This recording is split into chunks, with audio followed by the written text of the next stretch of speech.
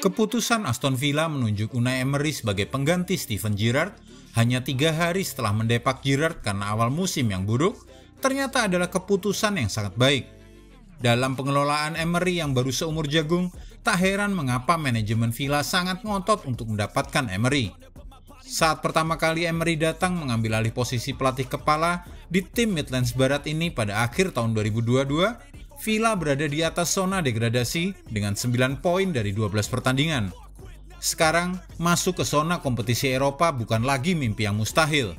Aston Villa benar-benar melejit hanya dalam 6 bulan. Meski sebelumnya nyaris masuk zona degradasi, namun kini mereka masuk papan atas klasemen Premier League. Tapi bagaimana cara mantan manajer Valencia, PSG, Arsenal, dan Sevilla ini telah berhasil membawa Villa masuk ke jalur yang benar setelah awal musim yang buruk? Begini caranya. Awal kedatangan cukup meyakinkan. Ketika fans Aston Villa meminta Gerrard untuk pergi, kemarahan mereka bisa dimaklumi. Masa pemerintahan Gerrard selama 11 bulan di Midlands Barat sangat buruk. Klub hanya mencatatkan presentase kemenangan sebesar 32,5%. Salah satu yang terendah dalam sejarah 149 tahun klub itu. Pengalaman Gerrard yang masih belum teruji sebagai manajer menjadikan pengangkatannya terlihat sebagai taruhan yang sangat besar. Sementara bersama Unai Emery, Aston Villa akhirnya memiliki manajer yang bisa dibilang salah satu manajer elit terbaik sejak Martin O'Neill, yang berhasil membawa Villa finish ke-6 berturut-turut di Premier League antara 2008 dan 2010. Pelatih berusia 51 tahun asal Basque ini dulu pernah mendapatkan berbagai macam kritik di Arsenal. Tetapi Emery adalah seorang pelatih yang pernah mencapai 5 final Liga Eropa, memenangkan 4 diantaranya, 3 bersama Sevilla dan 1 dengan Villarreal, serta membawa Villarreal ke semifinal Liga Champions musim lalu, dan memenangkan treble domestik Prancis bersama PSG pada musim 2017-2018. Unai Emery juga tidak pernah finish di bawah peringkat 9 dalam 13 musim kasta tertinggi Liga Top Eropa, 10 di Spanyol, 2 di Prancis, dan 1 di Inggris. Dengan rata-rata peringkat akhir 4,7, itu bukanlah rekor yang bisa diabaikan. Serangkaian pertandingan pertama Emery di Villa tampak cukup sulit di atas kertas. Melawan Manchester United yang sedang dalam performa terbaik di kandang, pergi ke Brighton yang musim ini tampil mengesankan, melawan Liverpool yang sedang kurang beruntung namun tetap harus diwaspadai di kandang, ke Tottenham yang sedang beruntung di 4 besar, dan sebuah derby Midlands Barat melawan Wolves yang baru saja menunjuk mantan pelatih Sevilla Julen Lopetegui. Dan hasilnya, Villa memenangkan 3 dan imbang 1 dari 5 pertandingan tersebut. Hanya kalah dari Liverpool. Namun yang paling menyenangkan bagi fans Villa adalah saat tim kesayangan mereka mengalahkan Manchester United dengan skor 3-1.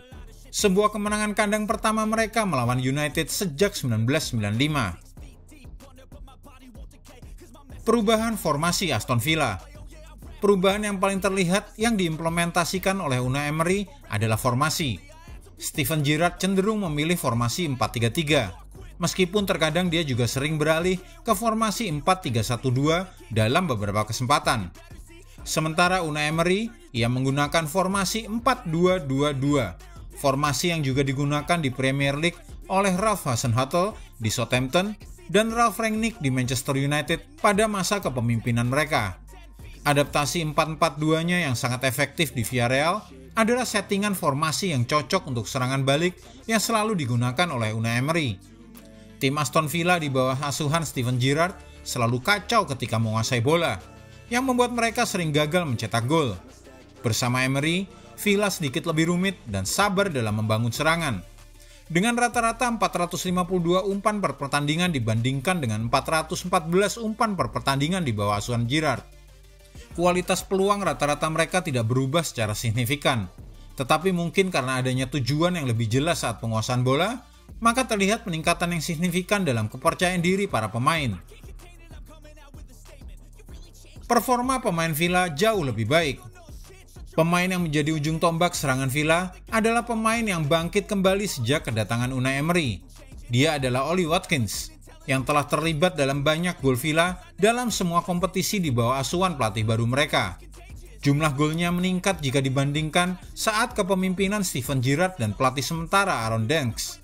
Sementara Watkins digunakan dengan berbagai posisi oleh Gerrard, kadang sebagai penyerang tengah atau di sebelah kanan, dalam formasi 3 pemain depan, atau sebagai salah satu dari 2 penyerang.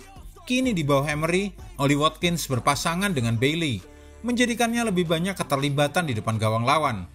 Pemain asal Inggris ini mungkin bisa memikat Gareth Southgate untuk memanggilnya ke timnas Inggris. Ditambah dengan kehadiran John Duran di bulan Januari yang mencatat 14 kontribusi gol dengan 8 gol dan 6 assist dalam 28 pertandingan untuk klub MLS Chicago Fire, Emery kini memiliki beragam pilihan penyerang yang solid. Baik Bailey maupun Buendia bukan penyerang tengah, tetapi mereka tampak lebih cocok dengan metode Emery daripada saat Giroud masih melatih. Sementara itu, Douglas Luiz terus berkembang sejak Emery mengambil alih. Luiz sudah terlihat betah bermain di posisi tengah yang lebih maju setelah kedatangan Boubacar Kamara, yang kini menjadi pemain jangkar di tengah formasi Villa. Dengan banyak assist musim ini, Luiz menjadi penyedia gol terbanyak kedua Villa di Liga setelah Ollie Watkins. Dibanding era Giroud yang condong menggunakan sayap kiri sebagai titik tumpu, Emery menekankan pola serangan yang banyak bertumpu di area sayap kanan. Di area kanan, Villa mempunyai bek sayap dengan kemampuan menyerang yang cukup mumpuni, yaitu Matty Cash dan Ashley Young. Pendekatan latihan yang berbeda. Selama berlangsungnya gelaran Piala Dunia 2022, tak banyak pemain Aston Villa yang bermain untuk membela negaranya di Piala Dunia. Hanya Matty Cash dan Jan Bednarek yang membela timnas Polandia. Kemudian Emi Martinez bersama timnas Argentina yang meraih gelar juara, serta Leander Dendoncker bersama timnas Belgia. Kondisi ini cukup menguntungkan karena Unai Emery segera bisa meracik skuad bersama sebagian besar tim utama yang tersisa.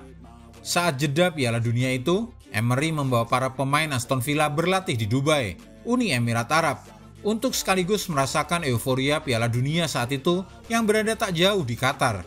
Di Dubai, Unai Emery menekankan strateginya secara intens dan detail pada para pemain dan staf.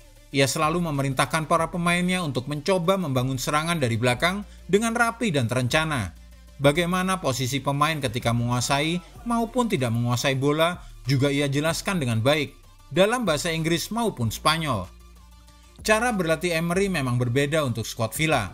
Tyrone Mings mengaku bahwa ia kini harus lebih aktif. Banyak informasi dari Emery dan asistennya membuatnya harus lebih aktif dari sebelumnya selama latihan.